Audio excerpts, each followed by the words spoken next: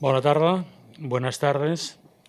Vamos a iniciar la sesión de esta tarde y a mí me ha tocado el acto que dice aquí presidir la reunión, pero en definitiva lo que hemos de escuchar es a las personas que están en la mesa. Ayer en el acto inaugural y durante toda la sesión se habló largo y tendido sobre el incremento de la longevidad que nos permite vivir más años. Y esto es una buena noticia, aunque tal vez la buena noticia, la muy buena noticia, es que los vivimos en mejor estado de salud. Y por algo será. Pero este cambio generacional en el que estamos inmersos nos plantea grandes retos que los hemos de afrontar. En el mundo, en el año 2050, habrá 1.400 millones de personas mayores de 65 años. Y nos preguntamos si los Estados están preparados para dar respuesta a las necesidades de atención que precisará tanto a nivel preventivo, curativo como paliativo. Y la respuesta es de que no lo vemos demasiado claro. Observamos, por este motivo, que la esperanza de vida va creciendo. En el año 2000, a principios de siglo, era de 79 años. Actualmente es de 83. Y esto, sin duda, va a más. Hemos de observar que en España hoy decían que había alrededor de 20.000 personas centenarias, lo que significa un crecimiento del 76% desde la última década. Y esto da paso, tal vez, a hablar ahora ya no de los centenarios, sino de los supercentenarios. Y ayer se comentaba también que aquí en Cataluña tenemos la persona más longeva del mundo, la señora María Brañans, con 116 años. Y lo más importante es la calidad de vida, la vida cognitiva, que aún conserva toda su mente activa. Y yo les aconsejo que sigan su perfil de Twitter, porque tiene un perfil de Twitter, con el nombre de Superavia Catalana, que no tiene desperdicio. Y uno de sus últimas publicaciones decía: las mudanzas de mi vida. Las personas somos errantes en nuestra tierra desde que nacemos y por experiencia, dice ella, puede decir cuántas más mudanzas hacemos, más bagaje vital y personal llevamos a nuestras alforjas antes de emprender el último viaje, es decir, la última mudanza. Esto lo dice una persona de 116 años. ¿Por qué la María vive tantos años? Los expertos lo están analizando.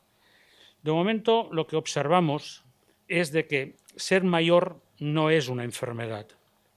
Es por ello que las personas mayores reclamamos un mayor protagonismo de la calidad de vida en el abordaje de la longevidad.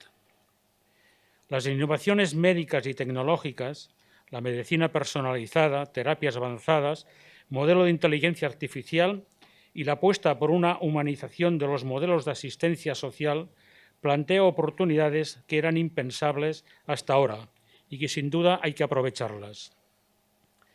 Pero las personas mayores consideramos de vital importancia y urgente que exista un firme compromiso de todas las instituciones con un plan de acción que impulse el envejecimiento saludable a España siguiendo las indicaciones de la OMS. Y sobre todo para trabajar contra el edatismo, por una parte, en cualquier de sus formas, fomentándolo tal vez al principio ya desde la escuela, que exista un plan nacional sobre envejecimiento saludable y que cuente con las organizaciones de mayores para analizar su proceso. Es decir, hacer cosas para las personas, pero con las personas. Potenciar y desarrollar más servicios de geriatría hospitalaria o, como mínimo, cuenten con geriatras consultores, que estén presentes también en los equipos de atención primaria. Que las instituciones promuevan y garanticen acciones preventivas encaminadas a facilitar un envejecimiento activo y saludable que ayuden a prevenir la dependencia. Que todas las comunidades autónomas se comprometan a promover la atención integrada social y sanitaria.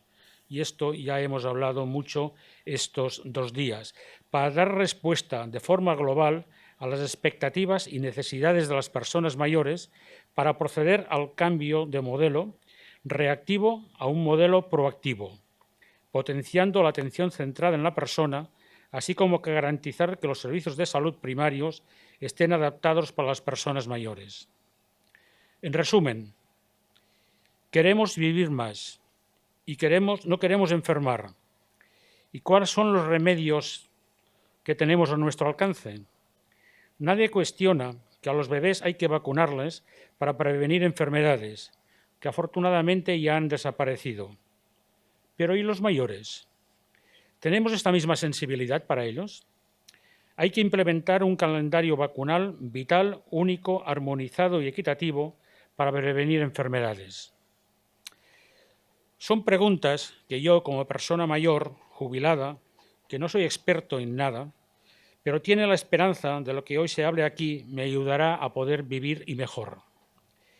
Y para esto, que ocurra, tenemos la suerte de contar hoy con nosotros a verdaderos expertos que podrán orientar cuáles deben ser los caminos para que mi ilusión se convierta en una realidad.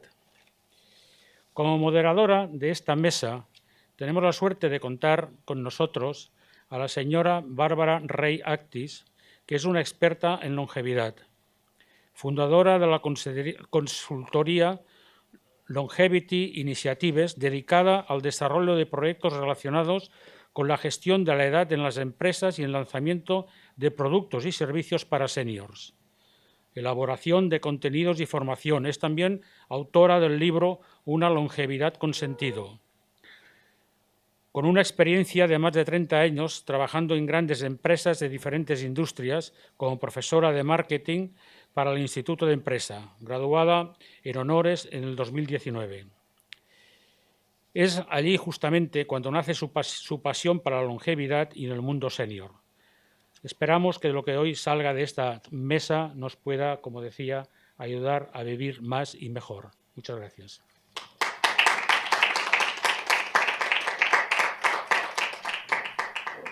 Muchísimas gracias, Josep, por la introducción. ¿Estás unido? ¿Estás unido, no? Muy bien. Vamos a empezar esta sesión. Primero, viendo un pequeño tráiler y ya vamos a ir entrando en materia. Cuando acabe este documental, habrán nacido casi 8.000 niños en la Tierra. Los que lo hayan hecho en el primer mundo tendrán una esperanza de vida 3 veces superior a los nacidos hace apenas 100 años. Gracias a las vacunas, este niño no morirá de sarampión, polio o viruela, entre otras muchas enfermedades antes devastadoras. Esta es una mirada a la herramienta de intervención sanitaria que más vidas ha salvado a lo largo de la historia.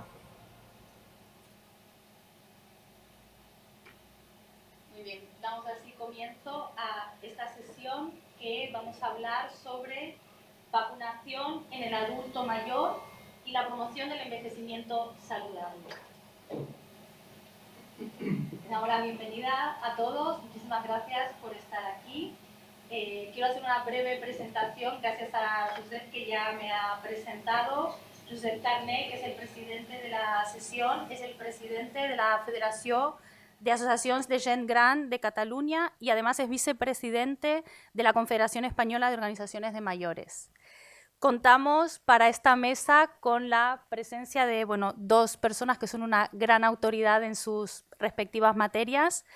En primer lugar tenemos a José Augusto García Navarro, presidente de la Sociedad Española de Geriatría y Gerontología, y también tenemos la presencia de José Antonio Navarro Alonso, consultor honorario del área de vacunas del Ministerio de Sanidad y miembro de la Red de Seguridad Vacunal de la Organización Mundial de la Salud desde su fundación en 2003. Yo creo que tenemos aquí mucho talento y mucho conocimiento concentrado.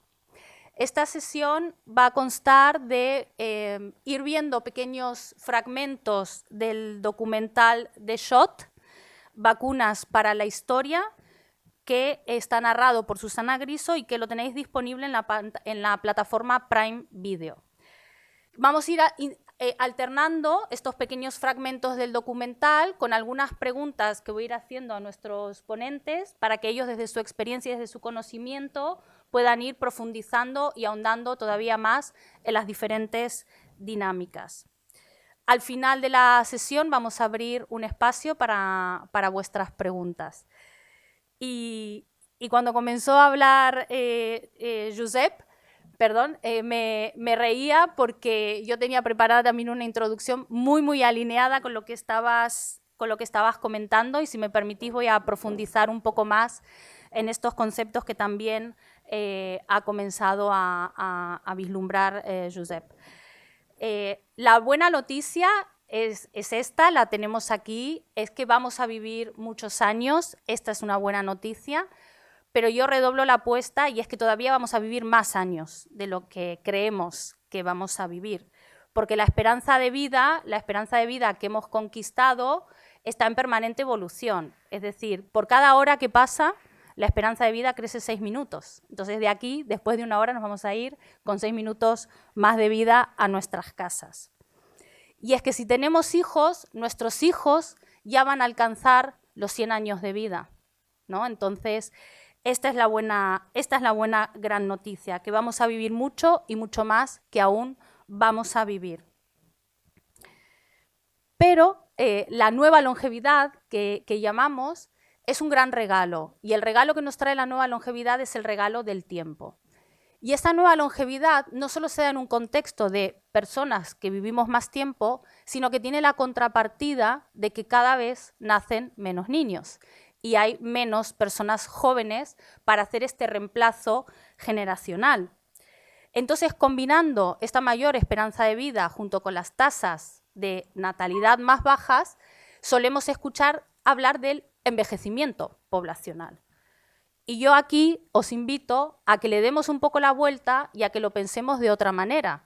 Si vamos a vivir más tiempo y la mayor parte de las personas vamos a ser más mayores, en realidad se está produciendo un rejuvenecimiento de la población, porque además se espera que estos años sean con buena salud.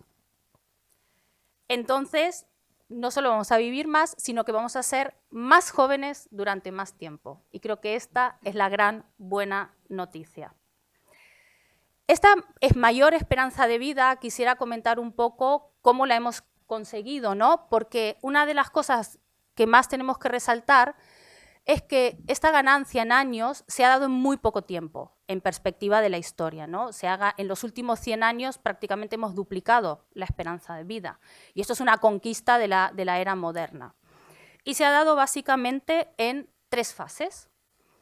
La primera fase tiene que ver con la brutal reducción de la mortalidad infantil, y ahí es donde las vacunas evidentemente han tenido un protagonismo indiscutible, pero también se ha mejorado mucho la higiene en los partos, ¿no? Que muchas madres e hijos morían por falta de higiene.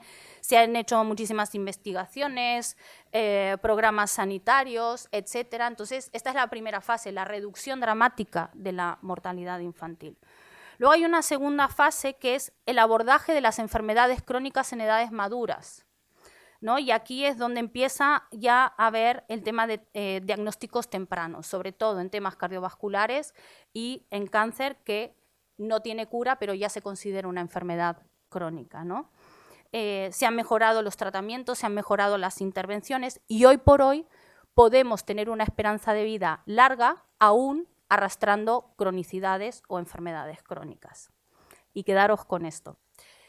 Y hay una tercera fase que es ya la que tiene que ver con las enfermedades de las personas mayores, porque yo coincido que los mayores, la vejez no es una enfermedad, pero sí la vejez es un factor de riesgo para las enfermedades. Y es ahí donde nuevamente se abre una vía de investigación y de mejora en todo el fortalecimiento del aparato inmune y de la inmunología de las personas mayores. Y ahí vuelven a entrar las vacunas con un rol protagonista. Y el llamado que a mí me gustaría haceros hoy es una invitación, ¿no? Porque es verdad que tenemos la ciencia, la tecnología y la medicina a nuestro servicio, pero tenemos también la oportunidad de dar un paso al frente en la gestión de nuestra propia longevidad, que esto es algo que a mí me resulta apasionante. Y el dar un paso al frente y gestionar nuestra propia longevidad implica abrazar la cultura y la filosofía del autocuidado, promover la prevención y el desarrollo de hábitos saludables, sostenibles en el tiempo, que esto siempre hago mucho hincapié. Los hábitos saludables no valen por 2 días, hay que sostenerlos durante décadas. Estamos hablando de cuidar la alimentación, tener una alimentación saludable, movimiento, actividad física y también un correcto descanso y sobre todo las relaciones sociales, que tenemos la epidemia, la gran pandemia de la soledad a la puerta de nuestras casas. Y justamente también quisiera resaltar que no estamos solos en este camino del autocuidado y de la prevención, porque el gran avance y el gran reto que tiene la medicina, como bien comentaba Josep, era dar este salto de una medicina reactiva hacia una medicina preventiva. Y ahí es donde nuevamente entran las vacunas. Como decía Susana Griso en el vídeo, las vacunas son la herramienta de intervención sanitaria que más vidas ha salvado en la historia y que más vidas aún puede ayudar a salvar. Vamos a ver a continuación entonces cómo las vacunas son un gran aliado para nuestra longevidad.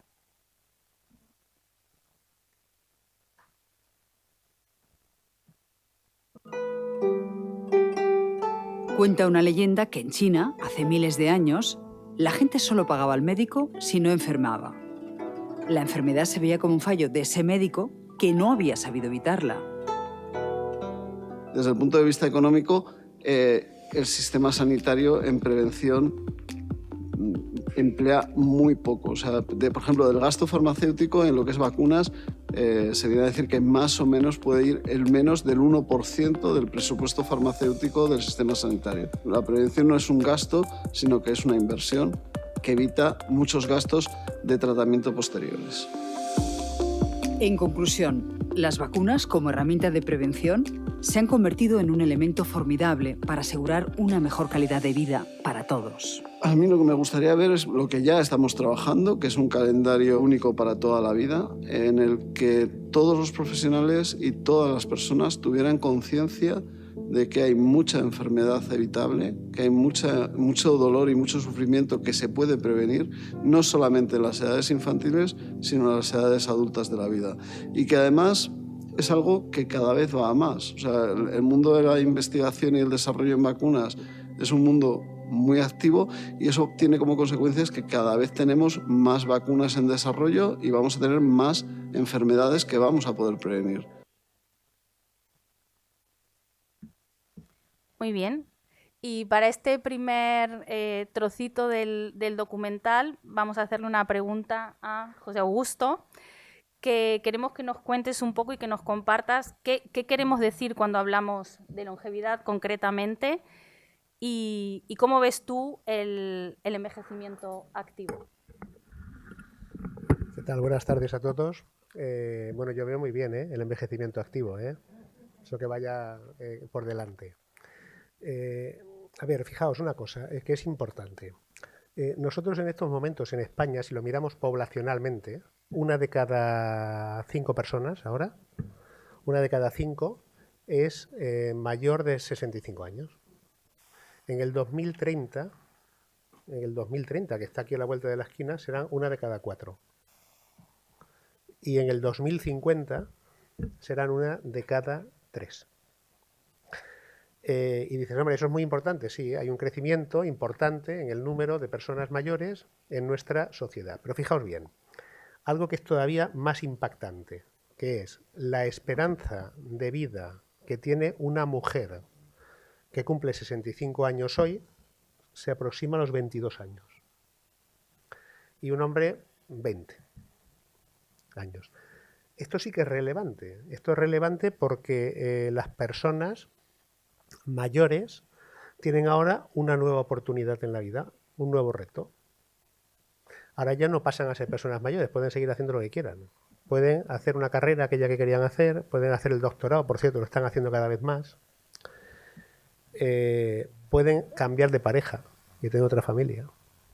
Esto no pasaba antes, ¿no? Con lo cual aquí tenemos un enorme reto desde el punto de vista social, que es cómo cambiamos la concepción que teníamos de las personas mayores, cómo las incorporamos a la toma de decisiones sociales del día a día, cómo pasan a ser elementos activos que cada vez lo son más, cómo abordamos retos como, por ejemplo, si tienen que seguir trabajando o no. Ya os anticipo que yo soy partidario de seguir trabajando porque es una fuente de salud el trabajo, aunque sea a tiempo parcial. Y por lo tanto, todo esto hay que ponerlo encima de la mesa. La longevidad, por lo tanto, es un crecimiento importante en la esperanza de vida de muchas personas mayores. ¿Cómo se consigue? Se consigue con lo que llamamos envejecimiento activo. ¿Y qué es el envejecimiento activo? Es un proceso de mejora de la salud. Es un proceso de mejora de la salud, de mejora de las relaciones sociales y de mejora de la seguridad que tienen las personas mayores para tener mayor calidad de vida. Eso es el envejecimiento activo. Por lo tanto, todo lo que hagamos para que estén más seguras, tengan más interacción social y tengan más salud. ¿Y eso cómo se consigue? Se consigue con una serie de pilares muy sencillos. Uno de ellos es alimentación. ¿Qué alimentación? Estamos investigando mucho en alimentación. Mucho es mucho, pero de momento dieta mediterránea. ¿Tenemos que hacer dieta hipocalórica? Porque ya saben que si a los ratones de laboratorio le hacemos dieta hipocalórica viven muchos años y están muy bien de salud. ¿Eso hay que hacerlo en los humanos? No lo sabemos. No lo sabemos. El principal investigador en dieta hipocalórica humana en el mundo se llama Rafael de Cabo, que es un señor de Córdoba que trabaja en Baltimore, en los Institutos Nacionales de Envejecimiento. No lo sabe todavía, Rafael. No lo sabe, está ahí. Tenemos que dar suplementos solo cuando hay deficiencias. Esto es un tema importante. Estamos investigando mucho activamente en suplementos de proteínas, suplementos de vitamina D, suplementos de otras vitaminas. Estamos investigando muy activamente. Lo sabremos enseguida, pero ahí seguimos. Por lo tanto, dieta. Dieta mediterránea, que es muy importante. Segundo, ejercicio físico. ¿Cuánto? Cuanto más pueda hacer, mejor. Los últimos resultados son sorprendentes. Pensábamos que había un efecto en el cual no te podías pasar de ejercicio físico, pero los últimos indican que parece que sí, que cuanto más dosis das de ejercicio, mejor. Por lo tanto, todos los días salir, pasear, mantenerse activo. Si se puede andar rápido, mejor que andar despacio. ¿Cómo hay que andar de rápido? Como cuando te llama el jefe y llegas tarde. Como mínimo. Eso sí que activa, ¿no? Es un tema importante. Y luego, mantener la actividad mental. Y la mejor manera de mantener la actividad mental es la relación social. Oye, que sí, que leyendo el Quijote la mantienes muy bien, o estudiando ajedrez también, o jugando al ajedrez, pero sobre todo relación social. ¿Por qué? Porque la relación social te obliga a muchas cosas, te obliga a ver con quién estás hablando, qué traje te tienes que poner, cómo te tienes que dirigir, en qué lengua, si le has dicho una mentirijilla el día anterior, acordarte. Claro, es un estímulo enorme de actividad mental. Y luego, muy importante, empezar a luchar contra las amenazas que tiene el envejecimiento.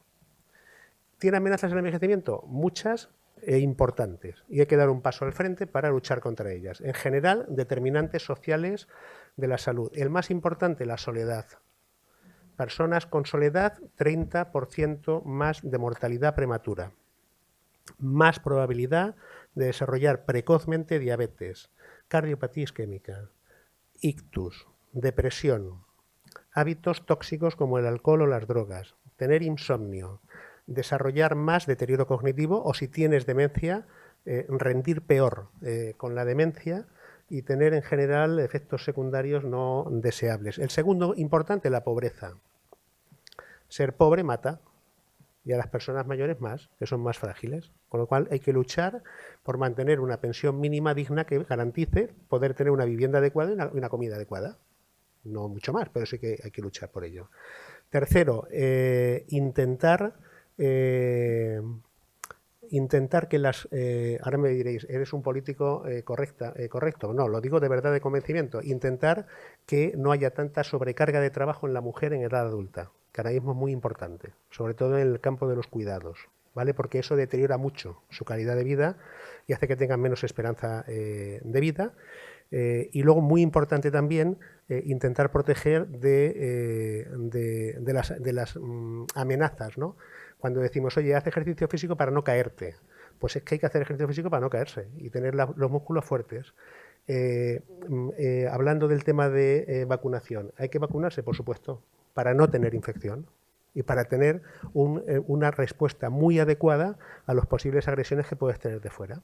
Y hay que mantenerlo como una parte más de las políticas que hacen prevención y fortalecimiento del envejecimiento saludable en la sociedad. Y al final esto, ¿por qué lo hacemos? Oye, lo hacemos para vivir todos mejor y para que nos dé menos problemas la gente mayor, no os preocupéis. Es decir, que al final no queremos que la gente enferme, no queremos que la gente vaya al hospital, no queremos que la gente se lo pase peor y no queremos que pase un envejecimiento mucho peor.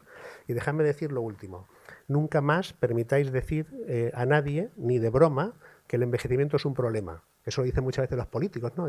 Tenemos un problema con el envejecimiento. No, el envejecimiento no es un problema. El envejecimiento es un reto que tenemos que abordar, y tenemos que abordar los que estamos metidos en este ajo, que somos todos nosotros, ¿no? O sea, que es un poco la visión.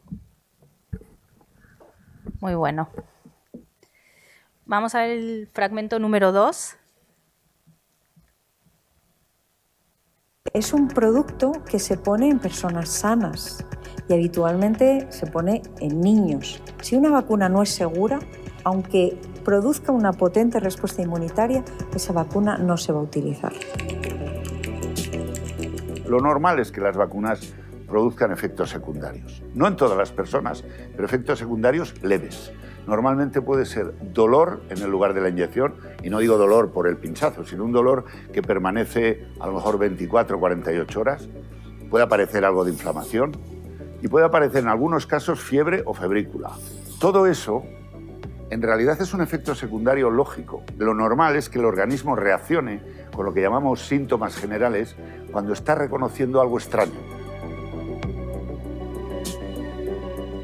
La mayor parte de las personas que no confían en las vacunas consideran que el recibir algo extraño, externo, puede perjudicar la salud. Yo digo que la medicina ha evolucionado y yo prefiero protegerme que sufrir una enfermedad que me puede matar, a mí y a mis hijos.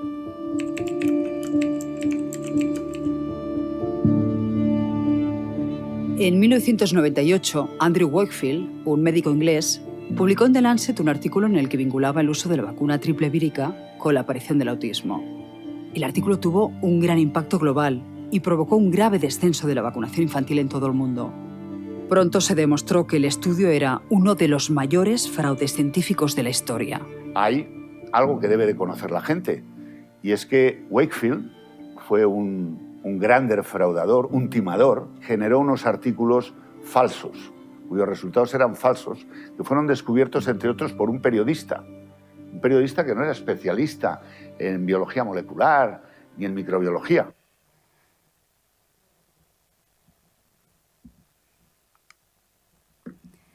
Vamos a pasar el micro ahora a José Antonio. Y queremos, José Antonio, que nos cuentes un poco por cuántas fases pasa una vacuna para saber si es segura y cuántos años puede llevar todo este proceso hasta que una vacuna está totalmente comprobada que se puede utilizar en humanos. Bueno, en primer lugar, buenas tardes y gracias a los que han organizado la sesión por haberme invitado a participar. Mi comienzo sería por la pregunta, ¿son seguras las vacunas? Entonces, claro, la respuesta es, depende de lo que entendamos por seguridad.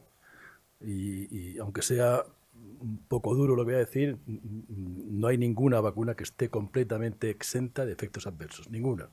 Por tanto, no hay ninguna, no podemos tener una garantía absoluta de ausencia de efectos adversos. Como bien comentaba un compañero nuestro, suele provocar, no siempre, pero a veces, pues fundamentalmente, digamos, reacciones locales, ¿no? De dolor en el sitio de la inyección, malestar, cansancio, incluso síntomas ya generales como fiebre, ¿no? Eso ocurre en algunas ocasiones. Pero yo haría otra pregunta, entonces sería, ¿por qué tienen que ser seguras las vacunas? Parte de la respuesta las ha adelantado ya la compañera, la inmunóloga, y primero porque se dan a personas sanas. Y eso es muy importante. Cuando uno entra en un centro de salud, en un puesto de vacunación, entra sano. Y va a vacunarse, lo que quiere es salir sano también. O sea que primero se dan a personas sanas, en segundo lugar se dan de manera repetitiva habitualmente, cuando nos vacunamos de tétanos, de papilomavirus, etcétera, son varias dosis de vacuna para alcanzar una protección óptima. Y también, como decía, se dan fundamentalmente en niños. El niño es en nuestra sociedad, somos más sensibles al sufrimiento o al dolor de un niño que al de un adulto. También tienen que ser seguras porque se utilizan habitualmente de una manera poblacional, es decir, que las utilizamos vacunaciones en masa, Y eso tiene que tener una garantía de que las vacunas son seguras, ¿no? También es verdad que hay menor tolerancia a la ingesta a la administración de una vacuna que a la ingesta de cualquier fármaco. Toleras relativamente bien con un ibuprofeno o un antibiótico, te da un poco de dolor de cabeza, o el ibuprofeno te lo quite, pero te molesta en el estómago, pero no toleramos absolutamente nada de un efecto secundario leve de una vacuna.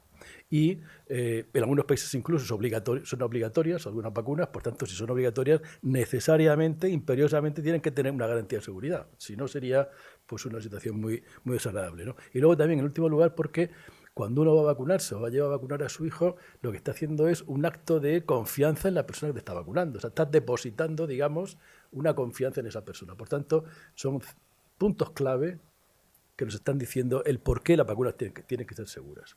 Y ya hecha esa introducción, yendo a tu pregunta más específica, el proceso de elaboración de una vacuna es largo, es complejo y pocas veces resulta exitoso. Hay una frase en los fabricantes de vacunas que se llama el Valle de la Muerte. Esas vacunas que pasan una fase 1 y a la fase 3 no llegan. Eso supone 9 de cada 10 no llegan. Pero claro, eso lleva una inversión consigo. Por eso se llama el Valle de la Muerte, ¿no? Entonces, el proceso de una vacuna comienza con una fase que nosotros llamamos preclínica, es decir, se hace en un despacho, se conoce la enfermedad, la epidemiología, si hay algún marcador sérico de protección de esa enfermedad, cómo se transmite, y se comienzan, digamos, los ensayos en animales. Pero en animales hay que buscar un animal que sea similar al humano en cuanto al comportamiento frente a esa enfermedad, por ejemplo, el hurón en la gripe. Y ahí se prueba si la vacuna básicamente es segura, aunque no es extrapolable al humano, pero ya nos da una idea, y se prueba también si la vacuna genera o induce una respuesta inmune en el vacunado. Si esto realmente es exitoso y puede llevar 4, 5 o 10 años, entonces se pasa ya a lo que nosotros denominamos fases clínicas, es decir, ya se ensaya en humanos.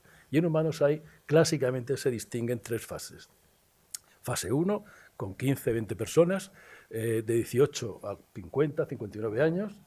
Básicamente se comprueba si la vacuna es segura, básicamente seguridad. Eso puede llevar 1 año, año y medio, porque además actualmente muchos organismos regulatorios exigen que el ensayo no solamente se haga en una población autóctona, sino que se haga en varias partes del mundo, porque la respuesta inmune o la susceptibilidad puede ser distinta según la raza. Se pasaría a una fase 2, que es parecida a la primera, pero en vez de con 18 o 20 personas, pues puede ser con 50 o con 60. Pero también se mide la respuesta inmune y la inmunogenicidad. Quizá ya también en ese caso se ve qué dosis de vacuna es necesaria para inducir la respuesta inmune que nosotros queremos. Y ya después de 2 años de esa fase 2, 2-3 años, se pasa a la fase 3, que ya son ensayos con muchísima población. Por ejemplo, rotavirus, más de 30.000, papiloma, más de 30.000. Imaginaros 30.000 personas en un ensayo clínico, en 10 partes del mundo, en 15 partes del mundo, que tienen que ser perfectamente sincronizadas porque se tiene que medir lo mismo, se tiene que analizar lo mismo, o sea que son realmente complejísimos y tremendamente costosos. Si eso es exitoso, que pueden ser 2, 3, 4 años, ese dossier científico que se ha generado de calidad, de inmunogenicidad y de eficacia, se pasa a la autoridad regulatoria, hablando en plata, la FDA de los Estados Unidos y en Europa la Agencia Europea del Medicamento. Yo que he participado en alguna evaluación de la Agencia Europea del Medicamento, os puedo decir que pueden ser dosieres de más de 100.000 folios, que hay que desgranarlos desde la primera hasta la última. Eso puede llevar, en algún caso concreto que yo he participado, llevó 3 años la evaluación de ese producto. Y si realmente las autoridades regulatorias, en el caso de Europa, con un rapporteur y un corrapporteur, y luego con la participación de los 20 y tantos miembros de la comunidad, de la Unión, si realmente se comprueba o se dice que esa vacuna puede salir al mercado, entonces ya sale al mercado. Y ya, una vez que ha salido, digamos que comenzaría la última fase, que sería la fase 4, es decir, que no sale una vacuna al mercado ya, en la industria o nosotros nos lavamos las manos y decimos, bueno, aquí ya cada uno que se las apañe. No. Viene la fase 4, que es comprobar con bases de datos de vigilancia poblacional, vigilar la seguridad y vigilar la eficacia de la vacuna. Pero al mismo tiempo se tienen que hacer ensayos en embarazadas, en personas mayores, en inmunodeprimidos, porque no han participado en los ensayos iniciales, porque era población, digamos, vulnerable. En definitiva, 15-20 años de promedio. Por ejemplo, la vacuna de varicela y la gripe atenuada, 28 años. La vacuna de papiloma y la vacuna de rotavirus, 15 años. Pero esos que han llegado han sido exitosas. pero ¿cuántas han quedado por el camino? O sea, que por eso hablaba yo del Valle de la Muerte, ¿no? Y luego, si volvemos a los efectos adversos, muchas vacunas tienen su efecto adverso leve, pero yo creo que es importante porque últimamente han aparecido datos, como comentaba, de Andrew Wakefield, el autismo, con la vacuna triple vírica, esclerosis en placas, diabetes, y lo que hay que tener claro es la distinción entre casualidad y causalidad. Yo he oído muchísimas veces, es que a fulanito le vacunaron y a los 2 días tuvo un infarto de miocardio, y fue por la vacuna. Esto es una asociación temporal, que no establece causalidad en ningún momento. Establecer la causalidad de unos efectos adversos muy, muy infrecuentes es un trabajo extra laborioso de epidemiología, de recopilación de datos, de técnicas estadísticas y difícilmente a veces se llega a un resultado, digamos, que asocie esa causalidad, ¿no?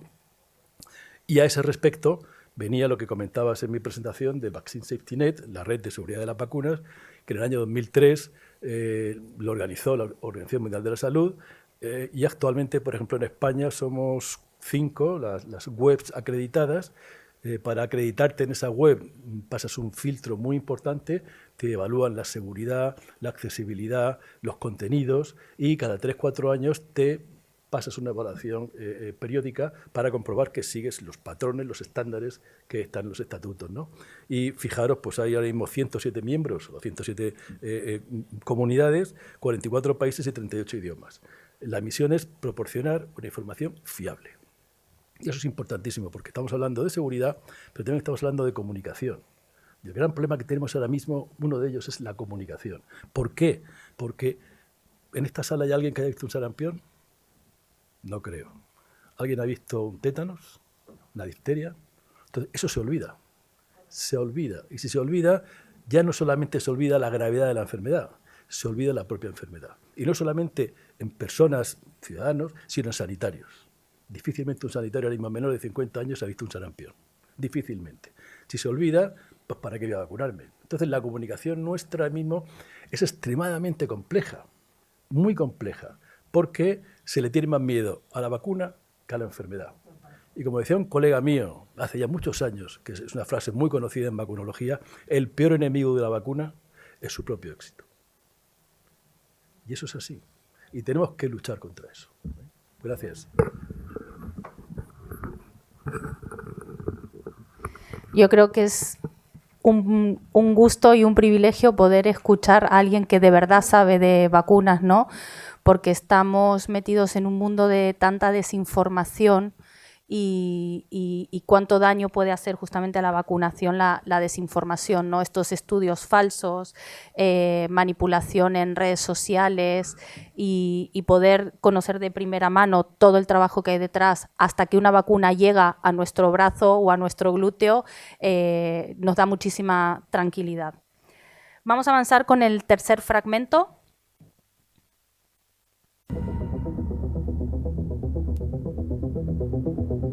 Tradicionalmente se suele asociar el término vacunas a la población infantil, pero ya hemos visto que sus beneficios, también para adultos, pueden ser muy altos en enfermedades hasta ahora temibles.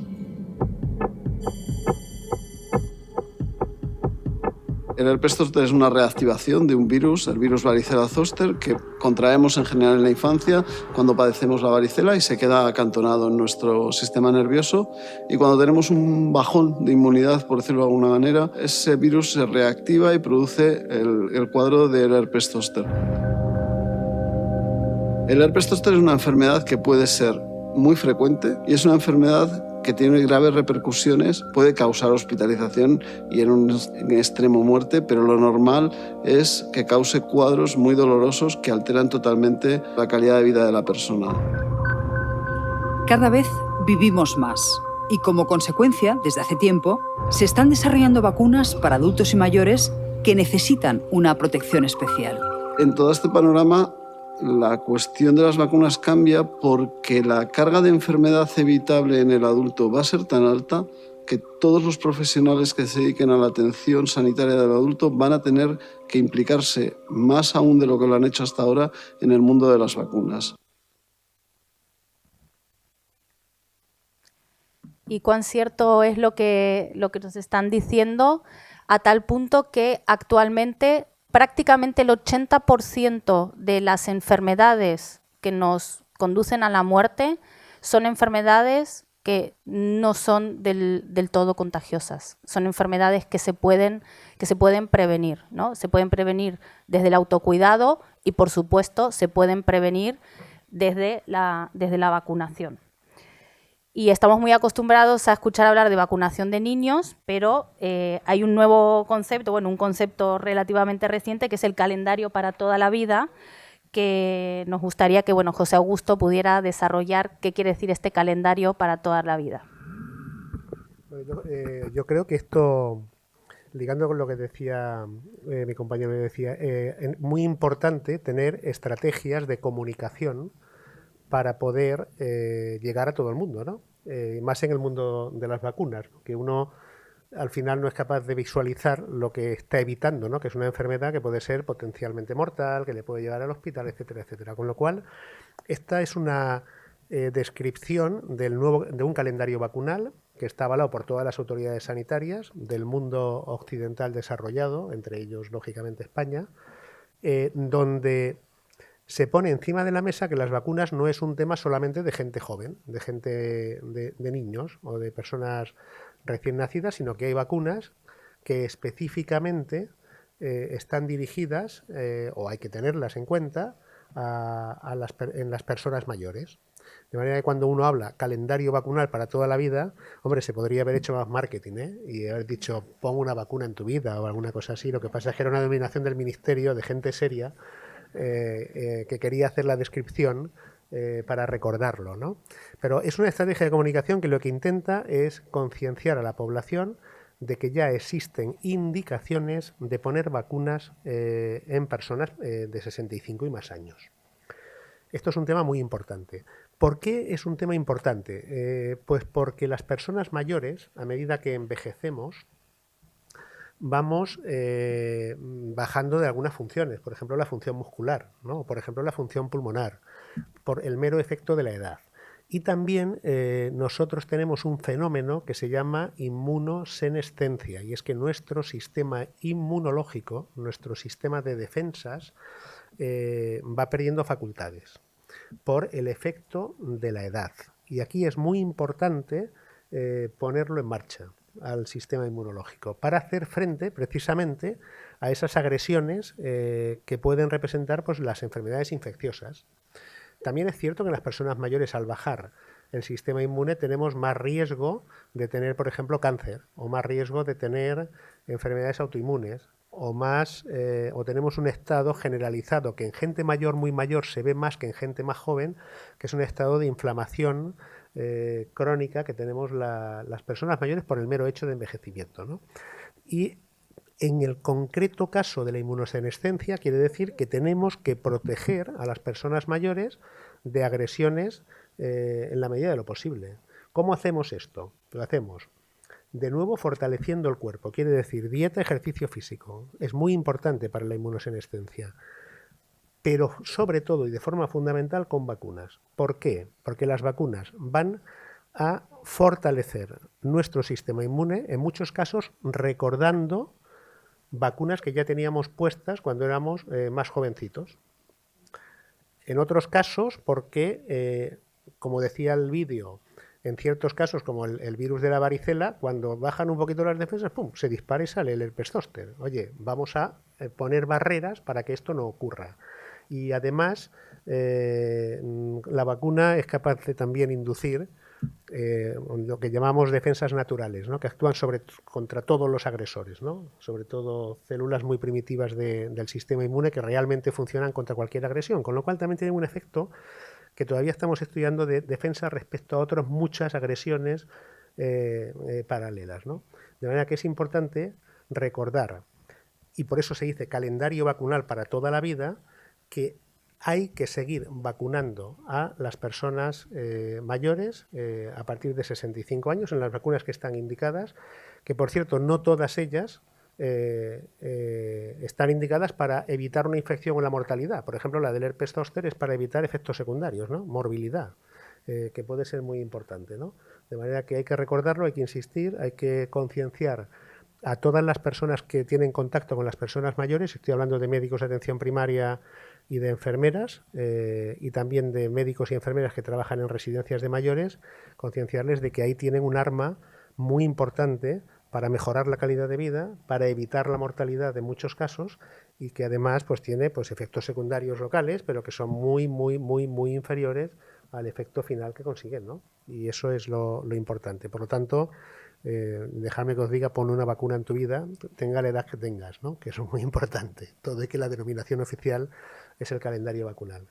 Y seguirá actualizándose el calendario vacunal. Cada año se actualiza, lo actualizan los ministerios y los asesores del ministerio, se seguirá actualizando porque no hay que olvidar que tenemos un buen puñado de vacunas en investigación en estos momentos, algunas de las cuales dirigidas a personas mayores que irán saliendo en los siguientes años. Muy bien. Me encantó lo de poner una vacuna en tu vida. Las vacunas al final son el mejor compañero de viaje, ¿no?, para esta cultura del autocuidado y el gran reto de la medicina de seguir avanzando en temas de prevención, no solo en temas de medicina reactiva. Vamos a ver otro corto. The proteins is needed, to get back the cycle and the hair growth. Well, I meant it as a joke. Yeah. I did not put much attention on that. I was wanting to treat diseases where, some is actually very detrimental. I think, hair growth probably would bring big money, but it is, people without hair is also beautiful. Quien habla es Katalin Karikó. Durante 40 años trabajó en la tecnología para desarrollar ARN mensajero, que ha permitido el rapidísimo desarrollo de las vacunas contra el COVID.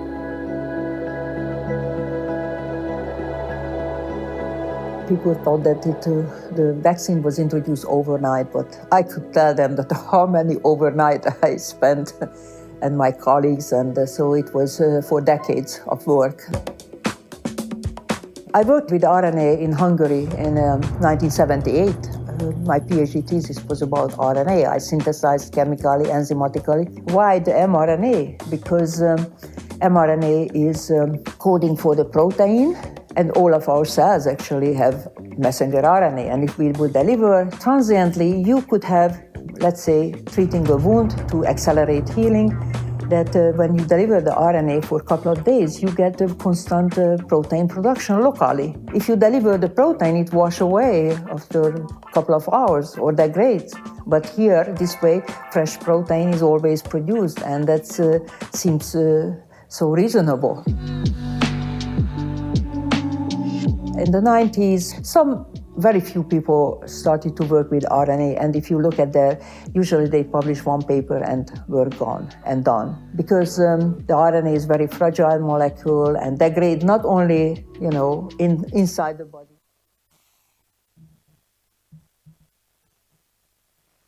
Muy bien, no sé si la habéis reconocido.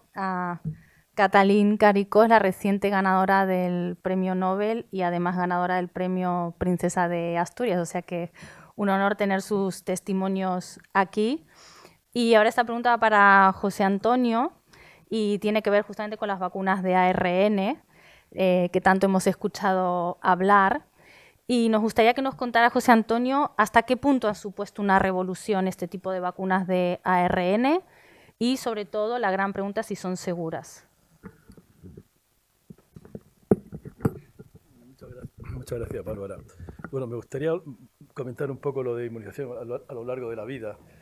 Yo reconozco que fue el texto sacado de Estados Unidos, cuando dicen immunization across the lifespan, que es un término que está así y bueno, quizá hubiera sido más bonito el que comentas, pero era el que había, ¿no?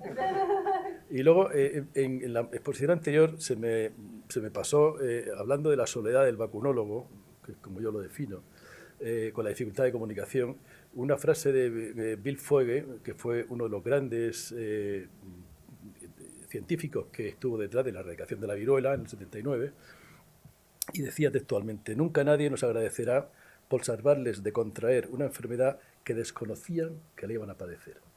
Realmente me impactó esa frase cuando la leí, y es lo que viene a definirse un poco la soledad del vacunólogo. cómo comunicamos en una situación de prácticamente ausencia de enfermedades inmunoprevenibles, afortunadamente. Y volviendo ya a lo que me preguntabas, primero el camino del ARN, y lo decía Katalin Karikó, y no olvidemos a Drew Weissman, que fueron los dos ganadores del Nobel, es un camino duro, muy duro, pero que no ha sido de ahora, a propósito de la pandemia. Es un camino que empezó en el año 65. Y curiosamente, lo que casi nadie comenta es que las vacunas de ARN mensajero son dos. Es un ARN mensajero por una parte la molécula y por otra parte la cubierta lipídica que la encierra. Y son igual de importantes las dos, porque esa cubierta lipídica lo que hace es hacerlo más estable. Decía Katalin Karikó que el ARN es muy inestable, lo estabiliza, le ayuda a entrar en la célula y tiene cierta capacidad de adyuvante, es decir, de estimular la respuesta inmune. Por tanto, es igual de importante una como la otra. Y ya en el año 2015 comenzaron a aparecer ya ensayos clínicos con muy poca N, es decir, con pocos participantes, de vacunas de ARN mensajero frente a VIH, frente a Zika, frente a VRS, frente a gripe, frente a rabia. Es decir, que no es un camino, digamos, que se haya estrenado hace 3 años. Es un camino que empezó, insisto, en el año 65. Y aunque realmente Katalin Karikó y Drew Weissman se han llevado los honores, pero esto ha sido una labor de muchísimos científicos. Y no solamente han sido los científicos, sino que han sido los gobiernos, la industria farmacéutica, las sociedades científicas, la academia, o dicho en Román Paladino, la universidad, y algunas ONGs que han tenido un papel fundamental, y me imagino que sabéis a cuál me refiero. Bueno, esos han sido los que han hecho posible realmente el boom, la llegada en plan masivo de la vacuna de ARN mensajero. ¿Por qué? ¿Qué ventaja le veo yo a esas vacunas? En primer lugar, porque inducen una respuesta inmune potente. Volviendo al hilo de lo que decía José Augusto, esa inmunosenescencia, las vacunas de ARN mensajero son capaces de provocar una respuesta inmune similar a la de un adolescente. Y si él dice inmunosenescencia, yo digo inmunofitness. Al final lo que hacemos es inmunofitness, es estimular, hacer fitness con el sistema inmune. También, no contiene ningún tipo de patógeno vivo. La respuesta es rápida, o sea, cuando nos encontramos con una emergencia en cuestión de semanas, meses, se puede disponer de una vacuna de ARN mensajero, son relativamente económicas y actualmente, por ejemplo, hay ensayos ya con vacunas que llevan de ARN mensajero, que una molécula llevan 2 patógenos de enfermedades. Por ejemplo, se está ya en fase 2, casi 3, vacunas de ARN mensajero frente a gripe y frente a virus respiratorio sincitial, lo cual son 2 por 1. O sea, es un paso capital, de capital importancia. Y luego tienen también un futuro prometedor, porque hay, no sé si habréis oído hablar de ellas, lo que se llaman los 3 asesinos. VIH, tuberculosis y malaria. Son los big killers. Esos 3 patógenos matan del orden de 2,8 millones de personas al año y aproximadamente 290 millones de personas en todo el mundo tienen una de las 3 enfermedades. Y no hay absolutamente ningún remedio a día de hoy para eso. Pues la vacuna de ARN mensajero abre una puerta, abre una ventana para intentar disponer de una vacuna frente a esos 3 patógenos, ¿no? Y luego se abre otra ventana extremadamente importante, que es la del cáncer. Yo creo que si seguís la prensa habréis oído hablar ya de las vacunas frente a cáncer de páncreas y frente a melanoma, vacunas de ARN mensajero. Y son vacunas que van a la carta, es decir, van o frente al tumor de cada persona o bien frente a un tumor específico. Se pueden producir en 6 semanas, no son excesivamente caras, por lo menos en teoría, lo que dicen los que están detrás de ellas, y son seguras. Con lo cual, digamos que se abre un camino que puede ser algo realmente asombroso, ¿no? Y luego, lo que nos ha demostrado hasta ahora la vacuna de ARN mensajero, después de 1.000 millones de vacunas de coronavirus administradas en la Unión Europea, es que son esencialmente seguras. Esencialmente. Se han descubierto, gracias a los sistemas de vigilancia, se han descubierto algunos efectos secundarios, como la trombosis en vacunas de adenovirus, como la miocarditis en vacunas de ARN mensajero, pero ha sido, primero, que se ha visto gracias a la vigilancia, y luego han sido en unas proporciones bajísimas, estamos hablando de 15 casos por millón de dosis, y que se han resuelto satisfactoriamente en general. Quiero decir que la seguridad a día de hoy, digamos que se comportan exactamente igual que la vacuna rutinaria de calendario que tenemos en nuestro arsenal preventivo disponible. Ay, perdón. Muchísimas gracias. Me gustó lo que decías de la soledad del vacunólogo. Yo también, que trabajo en pos de la movilización de conciencias en pro de la prevención, siempre digo que, claro, lo mejor que puede pasar cuando previenes es que no pase nada. Entonces, ¿cómo le dices a la gente de, oye, si previniendo lo mejor que te va a pasar es que no te des cuenta de nada, ¿no? Y ese es el reto, ¿no? Porque estamos muy acostumbrados a ver los efectos inmediatos, ¿no? Cuando nos duele la cabeza y nos tomamos un ibuprofeno, uy, se me fue el dolor, ¿no? Entonces, estamos muy acostumbrados a la medicina reactiva con el efecto inmediato sobre un malestar, ¿no? Sobre un dolor. El tema de personas como nosotros es justamente promover que la gente evite sentir nada. Esto es magia, ¿vale? Vamos a entrar en la última parte, vamos a ver el último corto y vamos a hacer una reflexión de cierre. Que cada vez tenemos más vacunas en... No está, a ver, perdonad.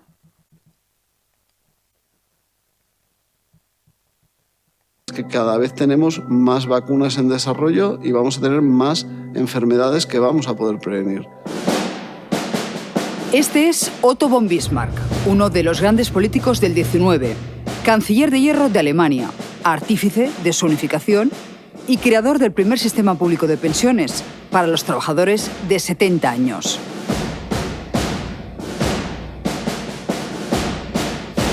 Pero tenía algo de trampa. Cuando se diseña el sistema de pensiones en esta parte del mundo, siglo pasado, 1 de cada 100 llegaba a los 65 años. Los que llegaban únicamente disfrutaban de esa pensión unos años.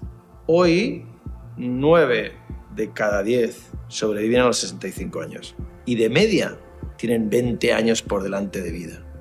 Los economistas hablamos de un indicador que es el retorno de la inversión. Básicamente es cada euro que inviertes, ¿en qué se convierte? Podríamos decir que el retorno de la inversión de cuidarse es increíble en las personas.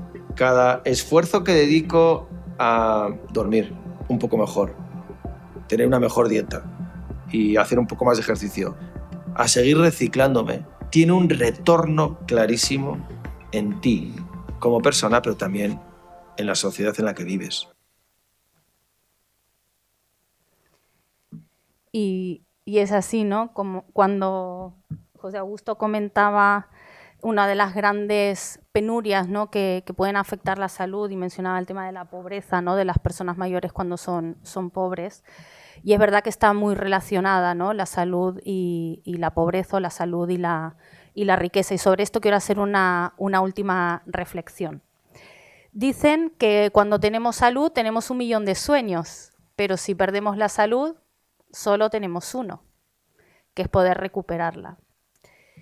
Y es verdad que la salud está muy vinculada a la economía, como os decía. Iñaki menciona el tema de la rentabilidad de cada euro que invertimos en cuidar nuestra salud, al final nos retorna con creces porque tenemos esta salud. Pero quiero evolucionar un poquito más en estos conceptos para no quedarnos exclusivamente con la parte de la rentabilidad. Y es que teniendo la salud es cuando más activos estamos, ¿no? Es cuando más productivos nos podemos sentir y podemos hacer muchísimas cosas. A mí me gustaría comentar un concepto de un gran economista que es Andrew Scott, que es de la London Business School, y él acuñó un término que se llama dividendo de la longevidad. El dividendo de la longevidad es la ganancia económica, la aportación económica que tiene la nueva longevidad en las economías de los países. ¿Por qué? Porque si vivimos más años y estamos más tiempo en este mundo, vamos a poder ir paulatinamente extendiendo nuestra actividad laboral, porque vamos a estar bien, como comentaba Josep, vamos a vivir mucho tiempo, pero queremos calidad de vida y queremos salud. Vamos a convertirnos en emprendedores, estudiar una nueva carrera, cambiar de vida, podemos viajar, podemos comprar cosas, consumir. Las personas mayores, hay gente que todavía no se ha enterado, pero las personas mayores consumen y consumen mucho. También vamos a estar pagando impuestos más tiempo, aunque esto nos duela mucho a todos. Pero lo que quiero decir es que vivir vidas más largas implica más gasto, más inversión, más ahorro y más movilización de los recursos económicos de un país. Y esto es el dividendo de la longevidad. Pero yo además quiero resaltar ya una última parte, ¿no? Hablamos de rentabilidad, hablamos del dividendo y mirar, no solamente vivir durante más tiempo y con más salud nos permite producir en términos económicos, sino que disfrutar de una vida más larga también nos permite pasar más tiempo con nuestros seres queridos, disfrutar más de nuestros amigos, tener esta importantísima conexión social, que es, ya os digo, uno de los grandes retos que nos afrontamos. Los que seamos abuelos podemos pasar más tiempo con nuestros nietos, podemos disfrutar de las amistades, podemos ejercer el voluntariado, podemos ser generosos. Y aquí a mí me gusta resaltar la parte del valor, ¿no? Porque cuando nos vamos volviendo más mayores, si además tenemos salud, tenemos tiempo, podemos aportar muchísimo más valor a la sociedad. Y aquí es donde la salud ya no es un tema personal, no es un tema de nosotros mismos, de nosotros cuidar nuestra salud, sino que la salud alcanza y tiene un impacto colectivo.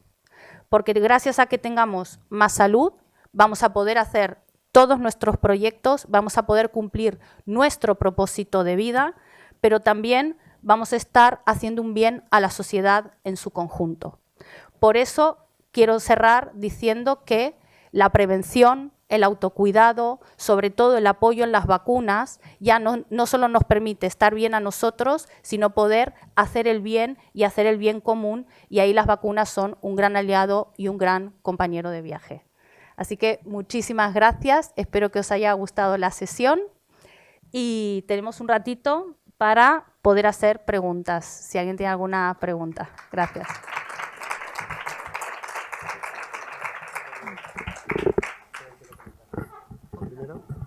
No, gracias. No, yo solamente un comentario con lo de la soledad del vacunólogo, que se me olvidaba decir que los éxitos de las vacunas nunca serán portada en los periódicos. El fracaso de la vacunación, es decir, epidemias, sí que estarán en primera portada. Comunica en ese contexto. Un concepto que has puesto encima de la mesa que a mí me parece interesante, que hay que ponerlo encima de la mesa, ¿no? Que es la diferencia que hay ahora ya, que estamos todos adquiriendo entre lo que sería el envejecimiento biológico y el cronológico. Entonces, claro, esto, yo os cuento el primer estudio que empezó a hablar de envejecimiento biológico, se hace en una ciudad que está al sureste de Nueva Zelanda, que se llama Dunedin. Entonces coge a las personas que nacen entre el año 71 y 72 y les sigue durante 38 años, las va viendo de forma longitudinal, y mide 14 marcadores biológicos de envejecimiento. Por ejemplo, la longitud del telómero, del cromosoma, que es un marcador de envejecimiento. Y a los 38 años estudia a todas las personas que han ido creciendo y se da cuenta que hay algunos de ellos que tienen marcadores biológicos de una persona de 28 años. Tenían 38 en el DNI, ¿eh? Y otros que tienen 53 años. Entonces, claro, ¿cuánto tiempo va a pasar hasta que las personas mayores, cuando nos hagamos mayores y vayamos a pedir una hipoteca, nos digan, no se la doy a usted porque tiene 60 años, digamos, oiga, mire, yo tengo 40 de envejecimiento biológico. O yo no me voy a renovar el carnet de conducir cada 3 años porque yo tengo 40 de envejecimiento biológico. Y es cada 10, ¿no? Eso va a pasar. Eso va a pasar porque lo vamos a reivindicar, ¿no? ¿Cómo? Dieta, ejercicio, mente activa, vivir bien, dormir bien, etcétera, etcétera, y luego darle fuerza al cuerpo. ¿A través de qué? De fármacos. Hemos empezado con vacunas, ¿eh? Hemos empezado haciendo inmunofitness, que decía José Carlos. Hemos empezado con vacunas. Luego vendrán otros. Están investigando senolíticos, que son los que limpian las células más viejas del cuerpo, y se están investigando también fármacos antienvejecimiento, y probablemente los tengamos en producción en los siguientes, yo me atrevo a decir, 10 años alguno caerá. Pero de momento la vacuna como tal es un ejercicio enorme para poder hacernos reivindicantes delante de los bancos, que eso ya va bien que lo empecemos a hacer, Por lo tanto, empezar a pensar en eso, que lo importante es la edad biológica, no la cronológica. yo soy pediatra, pero bueno, si al final pediatra y Serectud, pues a veces los extremos se tocan, ¿no? Pero yo, por ejemplo, yo hace ya 20 años, soy ya muy mayor, yo soy muy senior. Y hace como 20 años comencé... Sí, no me he hecho todavía el carnet biológico, pero vamos. Pero yo hace 20 años comencé a correr, corro 8 kilómetros todos los días. Y cuando veo a mis colegas del colegio, salimos a cenar una vez cada 2 meses y veo, hombre, yo no soy objetivo, pero sí que da la impresión, cuando nos ve alguien externo, que se nota diferencia en cuanto a la manera de andar, manera de moverse. O sea, quiero decir que siendo pediatra, que desconozco estos temas, pero sí que estoy firmemente convencido que de lo que has comentado es todo importante, pero lo que es el ejercicio físico es capital. Pero el ejercicio físico que influye bioquímicamente, eso podemos hablar toda una tarde entera, luego si queréis también. Pero bueno, sí. La velocidad de la marcha es un marcador externo muy importante de envejecimiento. Eso es. Yo, antes de pasar a las preguntas, también yo quisiera aportar otros indicadores que está comprobado que también alargan la vida, que no son indicadores tan duros. Dicen que ser positivo, tener una actitud positiva, alarga la vida. La generosidad, el altruismo, comprobadísimo que alarga la vida. No solamente ayudamos a los demás, nos ayudamos a nosotros mismos. Y luego hay unos rasgos de la personalidad que también están comprobados que ayudan a alargar la vida. Ser extrovertido, por eso tan importante y cada vez va a cobrar más relevancia, creo yo, el contacto social, el estar en contacto con personas de manera permanentemente, el ser organizado y el ser planificado, que tiene que ver la organización y la planificación ni más ni menos que con lo que venimos hablando, con la prevención. Entonces, una actitud positiva, la generosidad, la sociabilidad y la planificación en pos de la prevención, sumado a una buena alimentación, sumado a ejercicio físico, sobre todo ejercicio de fuerza. No hemos hablado del tema del sueño, que a mí el tema del sueño me apasiona, pero el descanso es crítico para la longevidad también. El ejercicio físico cada vez más multicomponente, por aquí hay alguien que ya sabe de ejercicio físico en la sala. Es muy importante el ejercicio físico no hacerlo solo aeróbico, ni hacerlo de resistencia, ni de fuerza, ni de balance, equilibrio, sino los 4, multicomponentes. Eso probablemente. Ahora, el problema que tenemos ahora es cómo lo personalizamos. O sea, esto llegará a un extremo en el cual, digamos, fulanito, tú 3 mañanas de media hora de ejercicio aeróbico, 5 kilómetros por kilómetro, más 2 de pesas. Tú, en cambio, 5 de pesas y 2 de aeróbico. Tú, en cambio, aeróbico suave, etcétera. Eso va a caer también, Eso en 10 años o 12 lo tenemos. Eso será también apasionante. A mí me gusta mucho hablamos del reto de la medicina, de pasar de ser reactiva a preventiva, pero la medicina también tiene otros 2 retos, que es de ser parcial, ¿no?, por especialidad, a ser holística, y luego de ser generalista a ser personalizada. Entonces, la medicina migra hacia ser preventiva, holística y personalizada. Entonces, por eso decíamos al principio y resaltábamos todos que ya no es que solo vamos a vivir muchos años, sino que cuanto más vivimos, como dice David Sinclair, ¿no?, cuanto más vivimos, más vamos a vivir, porque la revolución que se está produciendo mientras estamos hablando aquí es brutal y hay muchos cambios todavía que están al caer y que están por venir, con lo cual tenemos todas las de ganar para poder alcanzar una vida de 100 años. Y si no somos nosotros, seguro que nuestros hijos la van a alcanzar. También resaltar, si tenemos hijos, inculcarles la cultura del autocuidado desde pequeños, porque empezamos a envejecer desde el día que nacemos. Y si les hacemos abrazar la cultura del autocuidado, van a evitar o van a retrasar lo más posible el surgimiento de cualquiera de todas las enfermedades que sabemos a día de hoy que son prevenibles. No sé si hay preguntas. Nos hemos puesto aquí como locos a hablar.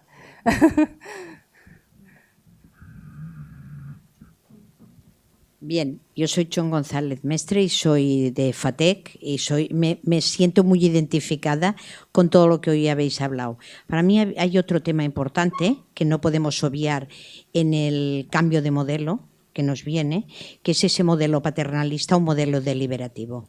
Es decir, que la persona también hacer que decida. Y después otra cosa que os quería poner encima de la mesa, no es que hay la costumbre de hablar de la gent gran, no, las personas mayores para este tema. Y después un tema muy importante que os aporto a la mesa. Hemos de empezar a poder segmentar por edades, porque muchas veces las personas mayores, bueno, pero igual que en la población segmentamos o en los niños segmentamos, en las personas mayores también. Y las personas mayores también hemos de tener en cuenta otro tema, que de nuestra vida casi pasaremos tantos años trabajando como de jubilados. Eso porque no me dejáis a mí, que si no os haría trabajar a todos. No me lo digas a mí porque soy la primera que no estoy parando. Pero yo pienso que el no parar y lo que has dicho es lo que a mí me aporta esa actividad que hace que mi cerebro funcione. Lo peor es cuando te cierras en ti mismo y piensas, ya me he jubilado, pero yo pienso que en este país hay otro problema, que no se tiene en cuenta los seniors. Y los seniors, como este señor, tienen un conocimiento o tenemos un conocimiento adquirido que muchas veces la sociedad te está dejando perder. Porque es como cuando haces 65 ya sales del campo visual. Nadie te reconoce, ya has dejado de trabajar, ya no te llaman, ya no eres. Cuando en realidad todavía tienes todo ese conocimiento aprendido que para mí es tan importante y que puedes aportar a la sociedad. Mira. Gracias. Solamente un comentario. Eso que estás diciendo, que por supuesto yo estoy a favor, ¿pasa solamente en España o pasa en las sociedades norte de Europa, Canadá y Estados Unidos? Anthony Fauci, que os sonará, ha estado trabajando hasta hace 2 meses con 80 años. Y era un privilegiado. Dicen que ha sido de los grandes cerebros que se ha destacado en la pandemia, con más de 80 años. Yo creo que eso pasa exclusivamente en un país cainita como es el nuestro. Eso no pasa yo he estado trabajando en Suecia, en el ECDC, y no pasa eso. Ves gente de 70, 75 años que aporta unos conocimientos en el famoso hospital Karolinska de Estocolmo. Hubo un caso de una persona que tenía una dificultad respiratoria importante, con unas membranas blanquecinas. Ningún médico internista sabía diagnosticar, hasta que pasó por ahí un senior y se acercó y hizo difteria, que venía de Letonia, de Lituania. Claro, no digo más. Hay una cosa ahí que, en fin, fijaos una cosa. Aquí lo que tenemos es yo creo que una imagen que hay que romper rápido en la sociedad más próxima nuestra, que es que la gente mayor no puede ocupar puestos de responsabilidad, ¿no? Estamos, por ejemplo, y en cambio, yo, por ejemplo, el foro económico mundial más importante del mundo, que marca la estrategia mundial, es el foro de Davos, ¿no? En los últimos 10 años, el foro de Davos lo ha abierto siempre una persona de más de 80 años, en activo. Ojo con esto, ¿eh? O sea que todos los países del mundo van a ver por dónde va a ir la economía, un foro donde empieza hablando un señor de 88 años o de 86 años. En cambio aquí cuando llegas a los 50 no lo queremos ya porque es muy mayor para ser presidente del gobierno o para ser presidente de la Generalitat o tal y cual. O sea, yo creo que eso poco a poco se irá rompiendo, no hay que darle más vueltas. El tema de medicina preventiva, introducción de cuidarnos más, lo estamos haciendo. O sea que yo creo que se está viendo. La gente hace más ejercicio físico, más dieta. Yo creo que en la línea de vacunación también va por aquí, que cada vez la gente es más sensible, se va cuidando más, se va vacunando más al ser más mayor. Vamos diciéndoselo a los vecinos, a los familiares. Y luego hay que pensar una cosa importante, que las personas mayores juegan un papel muy importante de cohesión social. Y entonces es importante que sigan manteniendo vida activa en la sociedad porque hay una serie de valores y una serie de diagnósticos y de manera de ver el mundo que es ligeramente y discretamente diferente con el paso de los años, de la experiencia y de su conocimiento al que tienen las personas más jóvenes. Y es muy bueno que eso se siga transmitiendo, ¿no? Y la manera de transmitirlo es estar activo, es estar formando parte de la sociedad de forma activa. Si no eres capaz de interaccionar con uno de 20 años y ofrecerle un contraste de pensamiento, ¿no? Y eso es un elemento enorme y nuclear para que una sociedad se mantenga y mantenga los valores, ¿no? Que es lo importante. Y eso se habla poco y hay que hablar, yo creo, cada vez más. Me ha encantado tu intervención, Chon. Justamente hay un índice que se llama Golden Age Index, o el índice de la edad dorada, donde ven justamente la participación activa a nivel laboral de personas de más edad y la contribución que tienen a la economía, un poco lo que hablaba yo a la hora del cierre. Y en España lamentablemente sí que estamos bastante bajos en ese índice, ¿no? Entonces dicen que si España pudiera tener su talento senior activo al nivel no ya de los países como Islandia, que tiene el récord en este índice, sino como Suecia, el incremento al Producto Bruto Interno de este país sería entre un 10 y un 15%. Y lamentablemente tenemos esta caducidad, ¿no? Esta obsolescencia programada del talento senior en España, lamentablemente. Y nos estamos perdiendo de, lo que decía en el cierre, de mucho valor que las personas senior podemos seguir aportando a la sociedad. Y es una pena. Y también nosotros como talento senior tenemos que luchar por hacernos valer y por hacernos escuchar en la sociedad. Fíjate si son poco, digamos, gravosos para la sociedad, y es que la gran mayoría de las personas que se quedan en paro por encima de los 55 años emprenden trabajo como autónomos. Con lo cual tampoco podemos quejarnos de que sean demasiado gravosos, ¿no? Porque son capaces de generar, o sea, se reincorporan al mercado de trabajo como autónomos, se dan de alta, pagan sus impuestos y generan puestos de empleo. Esa es la realidad real de los observatorios de personas mayores en trabajo en estos momentos en España. Es así. O sea que...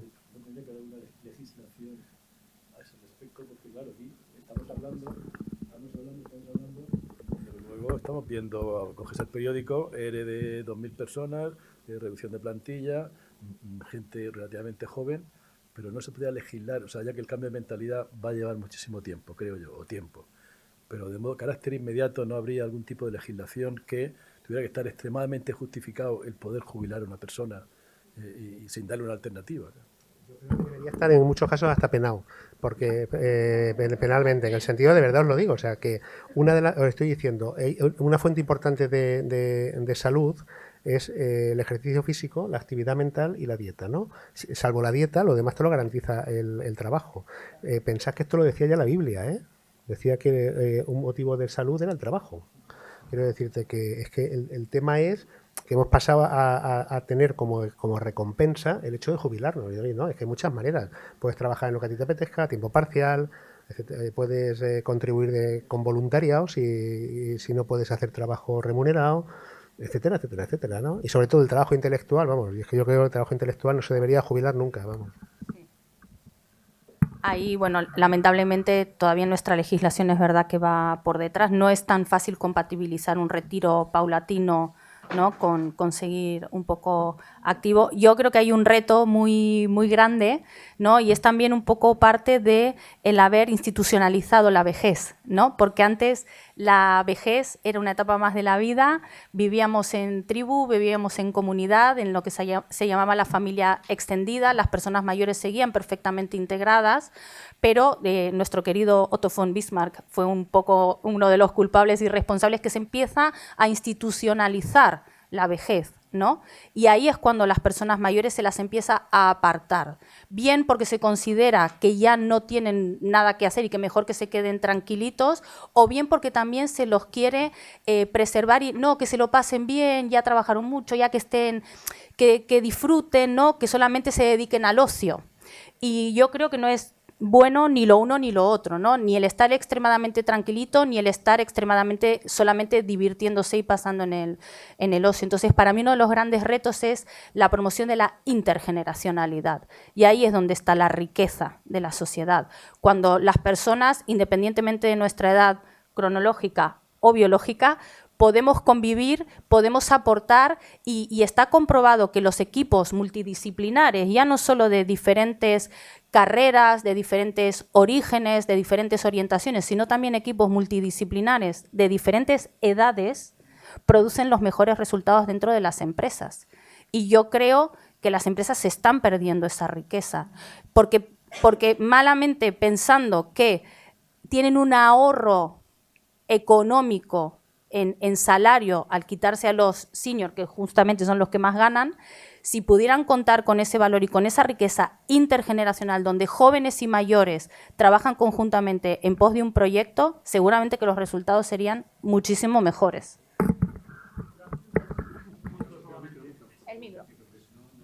Mira, esta mañana, creo que en una mesa que estabas tú, ¿qué imagen han proyectado?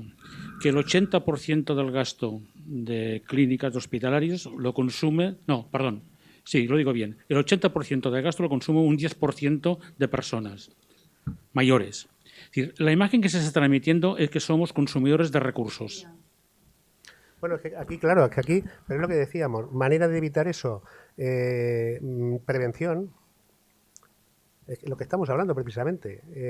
Sí, pero la imagen que se está transmitiendo es que somos consumidores de recursos. Manera de evitar eso, prevenir y por lo tanto llegar mejor, tener un envejecimiento más activo, más ejercicio físico, mejor dieta, como tú, una persona activa como Chon, como él, y entre ellos la vacunación también, para evitar que haya infección, ingresos hospitalarios, etcétera, etcétera. Por lo tanto, ¿y cuál es el problema que tenemos? El gran drama que tenemos. Joder, pues es que resulta que en prevención no invertimos, incluido en vacunas.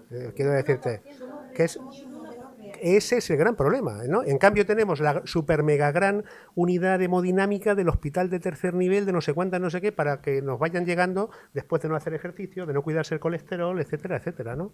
O la unidad de infecciosos después de no haberse vacunado correctamente. Es que es alucinante. Otro tema que nos ha de preocupar por esto del envejecimiento activo, y como decías tú, envejeces desde que naces, es el tema de qué está pasando en el periodo que dejan de ir al médico de pediatra y pasan al médico de cabecera, que nos desaparecen del sistema todo un bloque de personas que no los vuelves a encontrar hasta los 44 años. Que envejecen precozmente. Cuando ya han adquirido todos los vicios y costumbres, y perdona, y las mujeres quizá vamos antes, porque hay el tema del embarazo y del de esto, pero los hombres no llegáis hasta la próstata. Cuando toca la próstata es cuando aparecéis por el médico de cabecera. Escúchame, hasta que la prevengamos también la próstata. Claro, no te preocupes.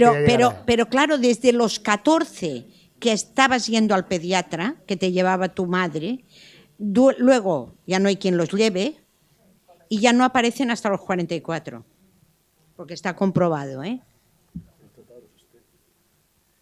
Bueno, pues no, yo creo que el mensaje es ese, hay que intentar invertir en prevención al máximo para evitar precisamente gastos catastróficos, que es lo que tenemos ahora en el sistema, motivados precisamente por no hacer prevención de un envejecimiento activo y saludable. ¿No creéis también que la educación es muy importante? Mira, la educación, esa pregunta... No, me refiero porque el señor Navarro creo que ha dicho, creo que en España nos jubilan pronto y en otros países no pasa lo mismo. Me gustaría saber si tiene datos del nivel de estudios de estos países, porque yo creo que está relativamente proporcional, ¿no? Gente activamente preparada o culta o con inquietudes, ¿eh? No hace falta que tenga grandes estudios, probablemente cuando se jubila seguirá siendo activa, como hay gente, ¿no? Pero probablemente quizá, y digo quizás, ¿no? La persona que ha estado en la obra, que no ha tenido acceso a algunos estudios, cuando acaba a cierta edad dice, a mí ya no me contéis historias. Por eso os pregunto si creéis que también invertir en educación a la larga también nos ayuda. Mira, 3 mensajes rápidos. 1, los países con mayor nivel educativo tienen un envejecimiento poblacional superior. O sea, así de claro. Si en Alemania hay más educación que en Ucrania, la esperanza de vida poblacionalmente es superior. Segundo tema, en el libro verde de envejecimiento europeo que se publicó el año 2021 y estuvo en revisión todo el año 2021, una de las políticas de envejecimiento que se pone encima de la mesa es la política de educación de 0 a 3 años. ¿Vale? Y tercero, el Economist, que por cierto acaba de lanzar esta semana o la anterior un monográfico dedicado específicamente a envejecimiento, aboga porque todas las personas intelectualmente activas mantengan su actividad intelectual el máximo tiempo posible en la vida, de forma total o parcial, y las que no, al menos empiecen a hacer actividades de voluntariado. Y eso también lo hace el libro verde de envejecimiento de la Unión Europea. O sea que sí, vamos, que educarse, que si quieres vivir más años, que hagas la tesis doctoral, si no la tienes hecha. Justamente, bueno, yo soy una obsesiva de la educación. Si hay gente que me conoce y que me sigue, soy una obsesiva de la educación y estoy convencida que la educación es el factor clave de la longevidad. Y complementando lo que dices de The Economist, el Banco Mundial tiene el índice de capital humano, genera el índice de capital humano para posicionar a los países en esta aportación de valor económico que pueden hacer a sus países. Y las dos variables principales que componen ese índice es la salud en los primeros 1000 días y el nivel educativo. Solamente conociendo esas dos variables son capaces de decir esa persona cuánto puede aportar económicamente a la economía del país y cuántos años va a vivir. Entonces, la educación es el mejor regalo que podemos hacerle a nuestros hijos también. Bueno, si no hay más preguntas, daros nuevamente las gracias por haber participado en esta sesión. Espero que os haya gustado, que hayáis aprendido mucho y muchísimas gracias a todos. Hasta luego.